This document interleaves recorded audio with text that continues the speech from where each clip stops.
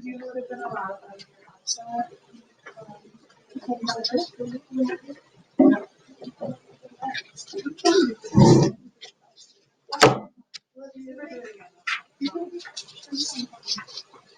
Okay, this question, please.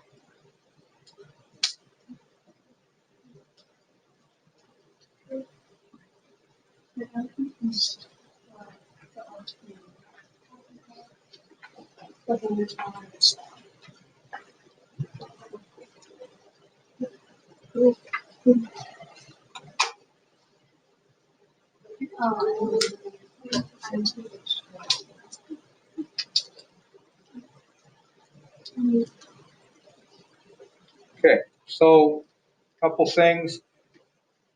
When I like to do this, I like to number.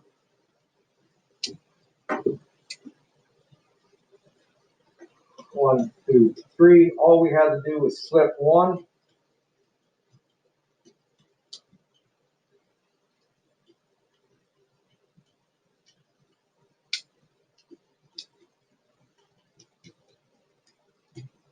Which gave me a delta FH of positive 635.9 kilojoules.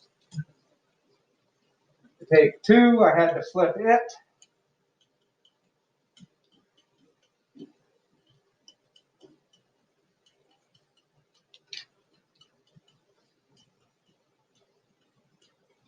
To give me positive 285.8. And then I didn't have to do a dang thing for three.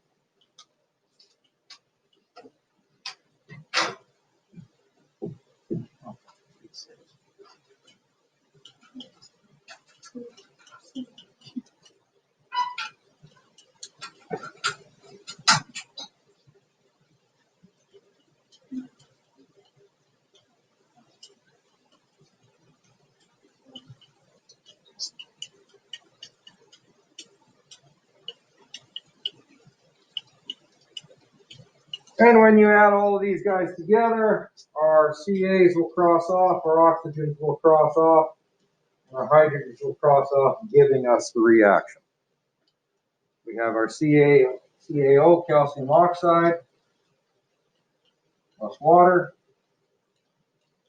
give me calcium hydroxide.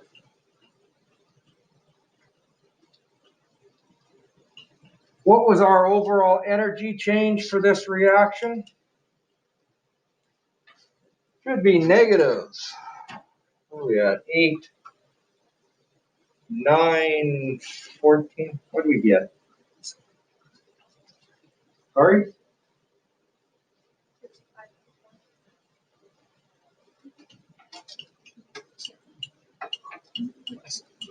Did anybody else get anything different?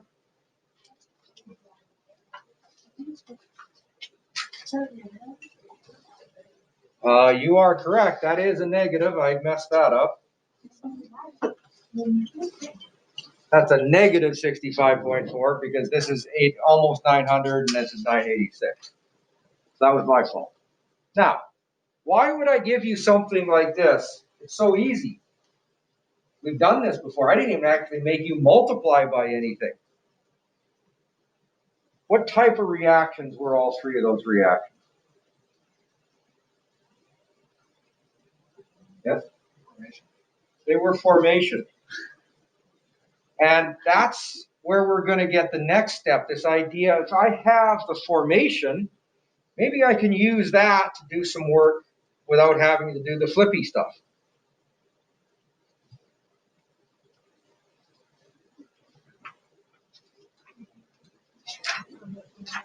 Okay. So the fact that we use all formations, we have, this is now going to lead us to a new method with molar enthalpies. Going what we just did here.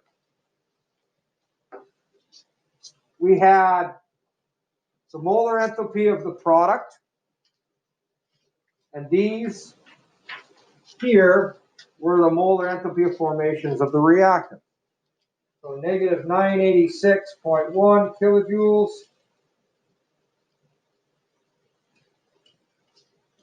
Now I'm going to take I'm going to take out a negative value. I'm going to take out a -1 from both of these. And that gives me 634.9 plus a negative 285.8. And let's put units in. So we just do a little bit. So to get that 65 that we did in the last one, we took the product and then we subtracted the reactants. We actually had pluses, but there's this, and subtracting a negative is a positive, subtracting a negative is a positive. So what we have here is the heat of formation of calcium hydroxide minus the sum of the heat of formations for calcium oxide and water.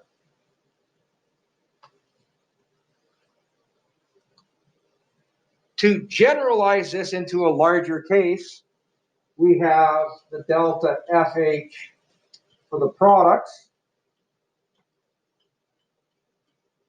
minus the delta FH for the reactant.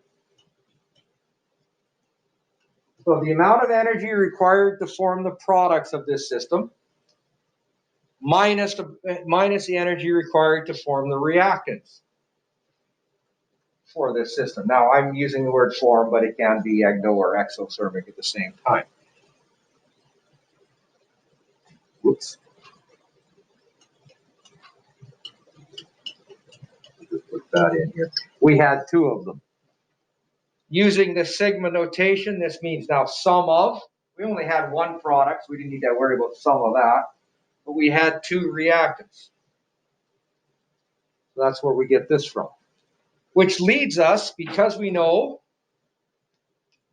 delta FH is equal to the number of moles of the product that we have times the molar enthalpy, I'm now going to replace the delta RH in our sigma notation with this, slightly more useful, the number of moles in the balanced chemical reaction times the molar enthalpy of formation for the products minus the molar enthalpy of formation to create the reactants. Okay, so if we had 2 moles of calcium oxide, we would need to have a 2 multiplied by this, but we only had the 1 mole in this case.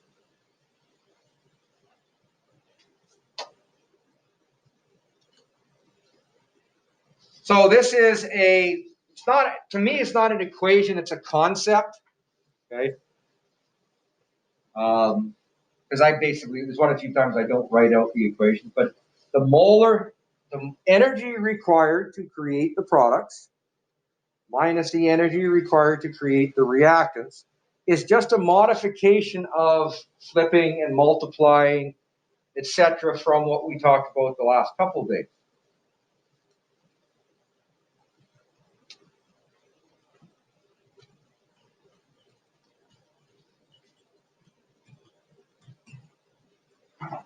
Okay. Now, when I say molar enthalpy, I'll also use the term molar heat, and this is of formation. So again, remember when I talk about molar enthalpy of anything of formation, I am talking about from its elemental constituents, elemental forms, things that make it up. Okay. Elements, for convenience,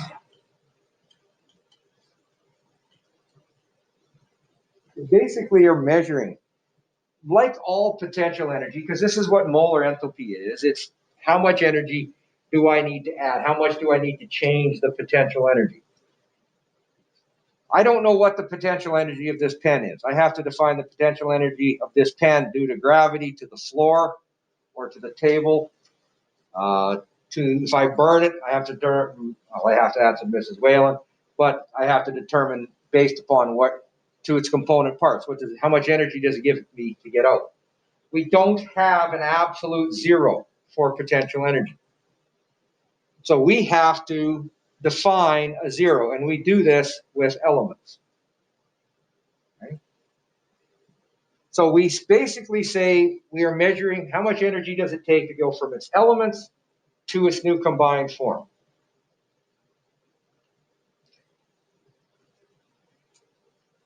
So calculate the enthalpy change when 1 mole of propane is burnt in excess oxygen to produce carbon dioxide and water vapor. Now, I need you to get your data booklets open and turn to page 4. Here is the balanced chemical equation, and I'm looking for that.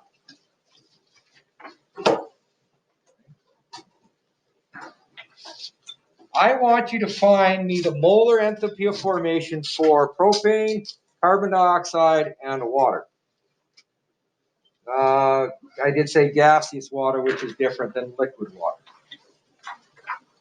And yes, I unfortunately have all these memorized, but I'm still going to make you look. Is it page 4 or is it page 3? 3, 4?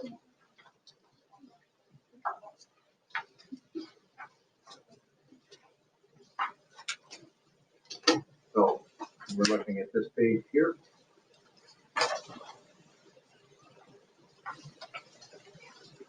So we're not doing anything with the calculations. Right now we're just writing down, finding the information that we're going to use.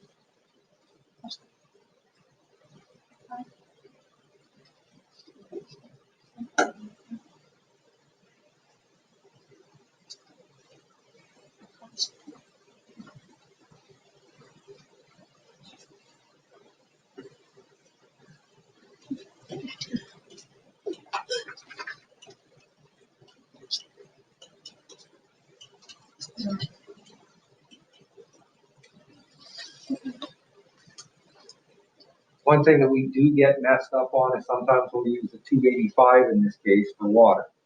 We want vapor, so we make sure that we have the 241.8. Is that the actual number? I think it is. Now, can you find oxygen on that table? Oxygen is an element. We are measuring from the energy of the element. So we're going to say in this situation, for this calculation, and I don't know if any other calculations. We are going to say to form elemental oxygen, we say 0 because we really are measuring from its elements. So now using this concept that we talked about, we want to know the energy change of reaction. In this case, it's a combustion reaction.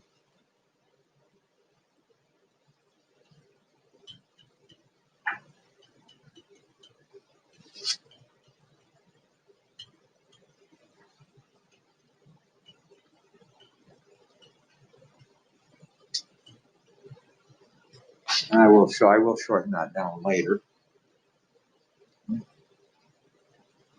That's the concept that we're using. Now we have the molar enthalpy of formation of the reactants, oxygen and propane, the molar enthalpy of formation of the products, water and carbon dioxide. So when we're doing this, we have products. I have 3 moles of carbon dioxide,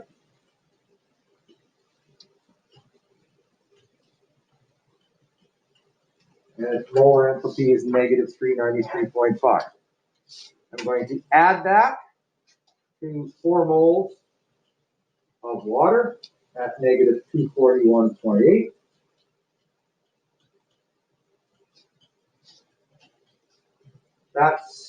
Those brackets represent my products. I'm just going to go down here to give me a little bit more space. I have 1 mole of my propane at 103.8.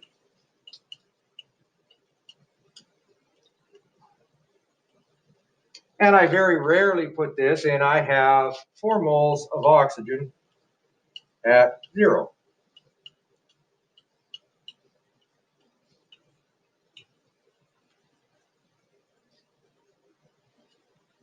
Okay. So we have all of the information here. I like this type of a chart. Sometimes I do it underneath, but most often I'm liking the chart more. Now it's the question of plugging things into a calculator. Make sure that you get your negative signs right.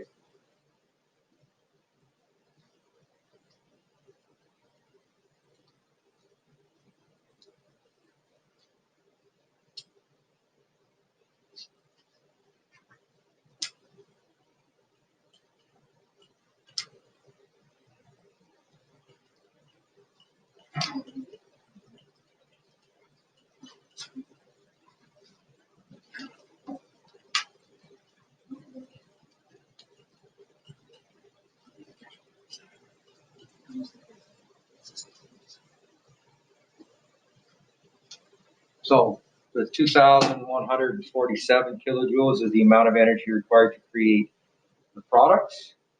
We're going to subtract negative 103.8.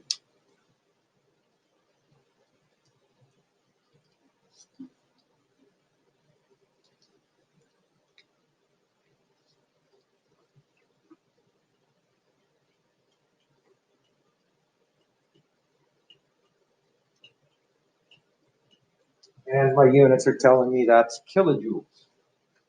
So for this equation, balanced in this format, I end up with 2,044 kilojoules of energy. That's what would be out here. I do have that C in the wrong spot. Negative 2,043.9 kilojoules. I could ask you, did I get a wrong answer?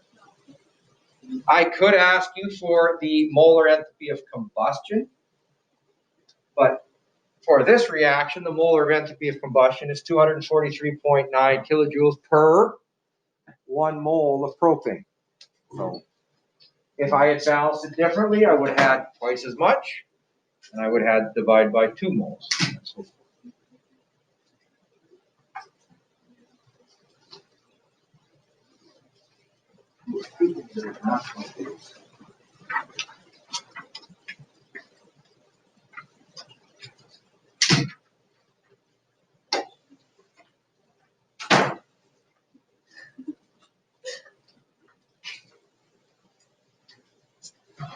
Everybody got that down?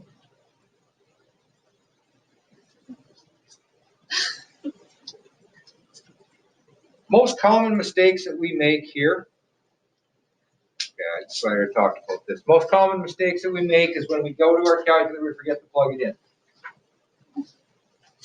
Another common mistake is we put reactants minus products. You get the same number, you would get plus 2043, but that's the reverse reaction. So make sure that the concept is product minus reactant. The energy to create the product minus the energy to create the reactant.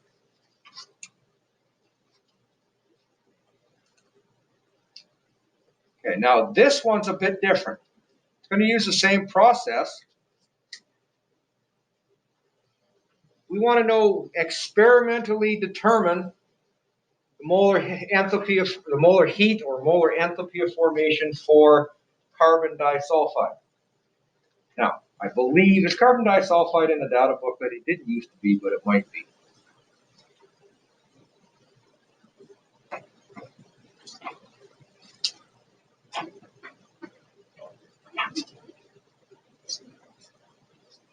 Oh. So here's the thing. Notice what's different about this question than last question. This question, I gave you the energy that this reaction is going to create. In that last one, we were asked to find it. So what's different here is we have the overall, so what this the idea the products minus reactants will be equal to, and we're looking for that. We know that this is 0 kilojoules per mole. I got units there. I don't know why there's a 3 there. We know that's at 393.5. Okay, I know it. You may have to look in your data booklet, which is not a problem. And I do believe we're at 290 something, but I do not remember sulfur dioxide.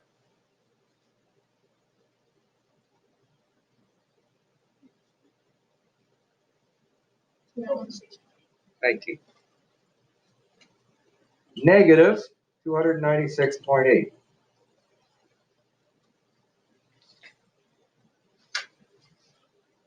Now I'm going to work on this page. I think I gave you space on the next one. Yes.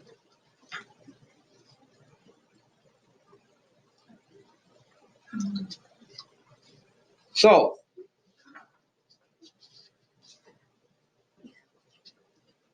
delta RH equal to sum of products minus sum of reactants.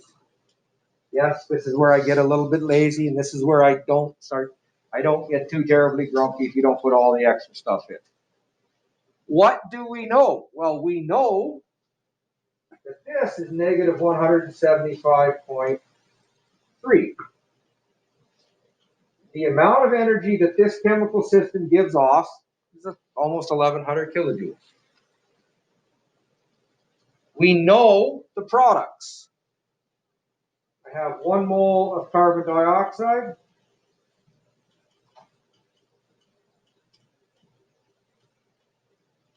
I have 2 moles of sulfur dioxide.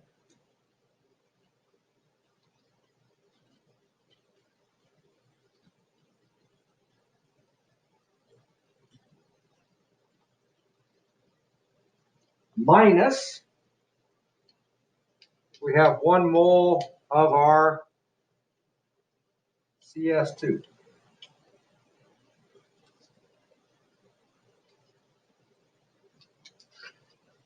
I'm going to put a question mark there. Okay. Now, so in this case, I gave you the energy of that reaction. Here's how I do this, because there's often quite a bit of chance of making mistakes.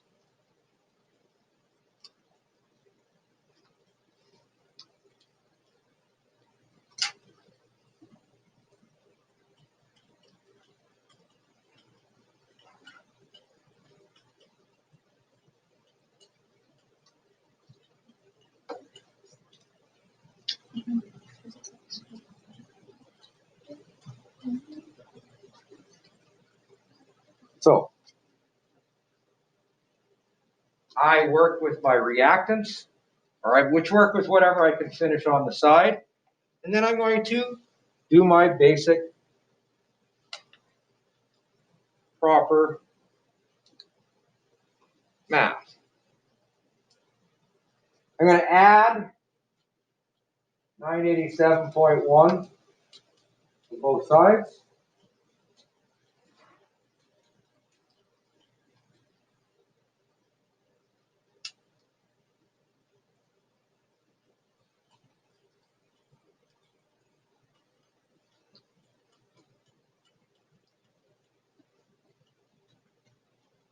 And that's equal to negative 1 mole of what we're looking for. So I'm dividing both sides by negative 1 mole.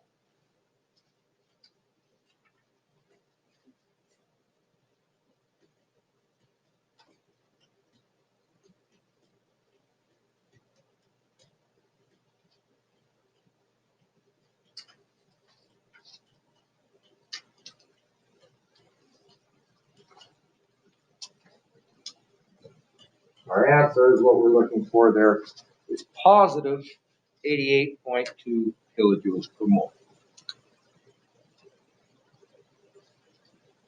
Most common mistake with this question is you misread the question is what you do. You take this number and you put it here. Okay?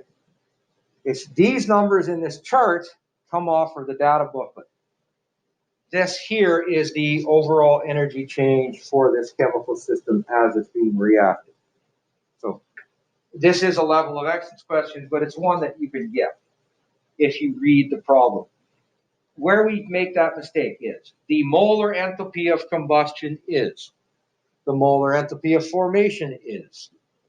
We don't see either the word, we just don't pick it up, or quite often it's delta CH is what we give you, and then we just, oh, that's an F. We kind of just don't see the simple notation on that. Okay. Any questions or concerns, or would you like me to go over another example?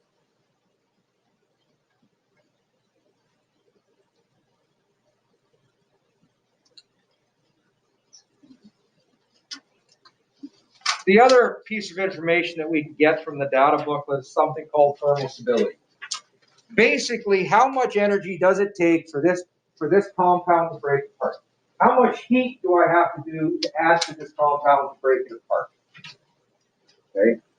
For water, I can heat water all day. It's never going to break apart. But if I add a certain amount of electrical energy, it will break apart into hydrogen and oxygen. One of the more common ways to get hydrogen. Well, it's not very cheap. Okay. So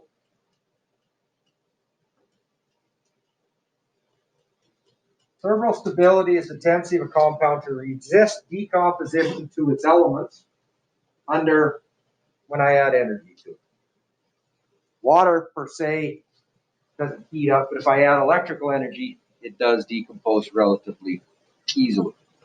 Water has a high thermal stability because it takes 285.8 kilojoules per mole to break it apart.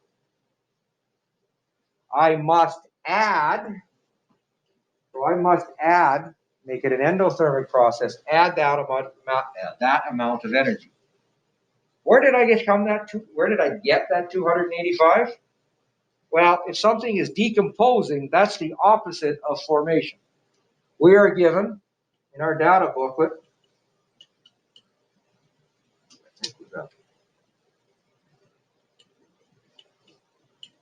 for this reaction by my data booklet, because it's balanced to 1 water, 285.8 kilojoules.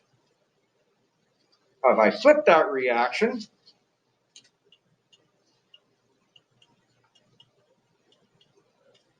the decomposition reaction, because it's the reverse, is now an endothermic process. And that's the amount of energy I need to add to break apart water into its component elements. It doesn't really work with heating it, but it does work with electricity. Other things, it does work with heating. Copper 1, or copper 2 hydroxide. We can break apart relatively easy by heating. What we want to use this for is to basically rank these, which one is more stable, which one can resist heating better.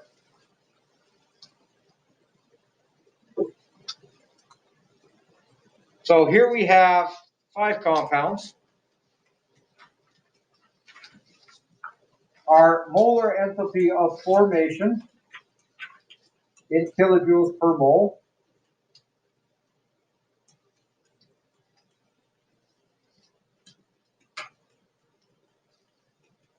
We're going to pull off of our data book.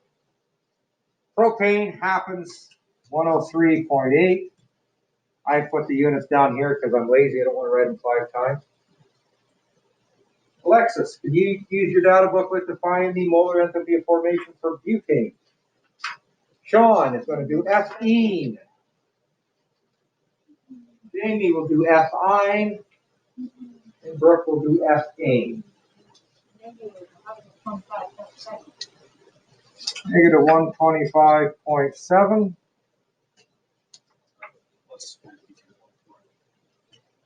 Positive 52.4. Oh, yeah, I got it. I want ethine. Oh, so look for the one with the Y. Positive 23.4. And ethane. Now, this is the amount of energy that we either require in the case of these two, or get out in the case of these 3.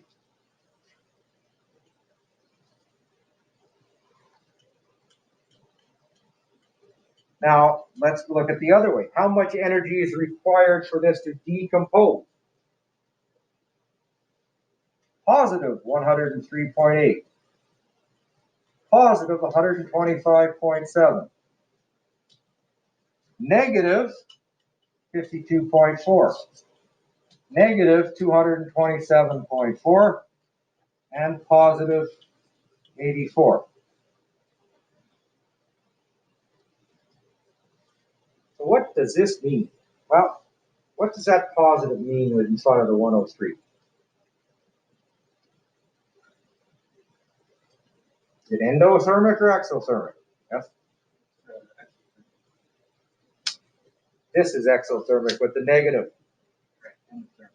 This is endothermic. That means I have to add, here's our potential energy diagram, I need to add energy to this system to decompose it. I have to add this much energy to decompose it. This is because this is an endothermic. Same thing with this one and this one. They all have this idea where I have to add energy to get it to go and to keep adding energy to keep it moving. So these ones here are exothermic reactions. Now, do I have to add energy to get this thing started? Yes, I do have to add that little bit of energy right here to get this started. But what happens as soon as I get the reaction started is it provides energy, and it will just continue to provide energy. So once you get these guys decomposing into its elements in a little bit, just by adding a little what's called the activation energy, these ones here will decompose very, very readily because they have their decomposition reactions are exothermic. Okay, so these two are by far the least thermally stable because they have exothermic decomposition reactions. So these are the least stable of these two. Which is the least stable, do you think? Sorry? It's ethine, the negative. The least stable here is the ethine. It has the highest exothermic heat of decomposition. So it's giving off the most energy. The most stable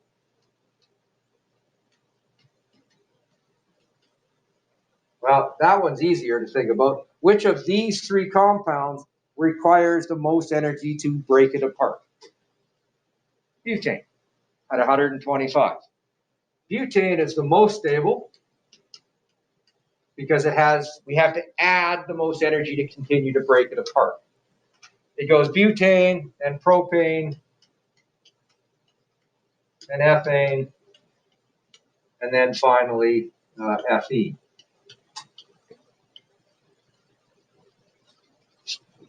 So what you want to do is you want to look at the molar heats of decomposition, opposite of what you get on your data booklet. You want to use the molar heats of decomposition. The one that's the most endothermic is the most stable, and it gets worse. It gets less stable as you get closer to zero, and as once you get into the exothermic, we're very, very unstable once you have an exothermic heat of reaction. Sorry, heat of decomposition.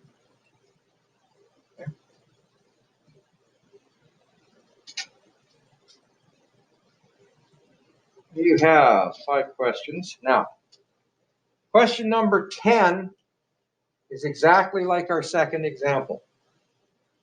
That negative 4,000 kilojoules is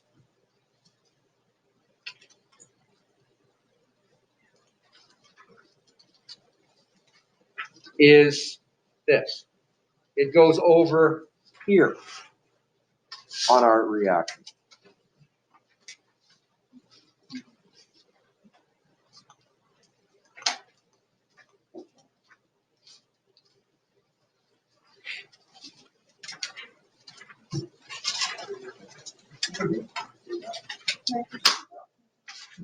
Or you can go grab a downstairs.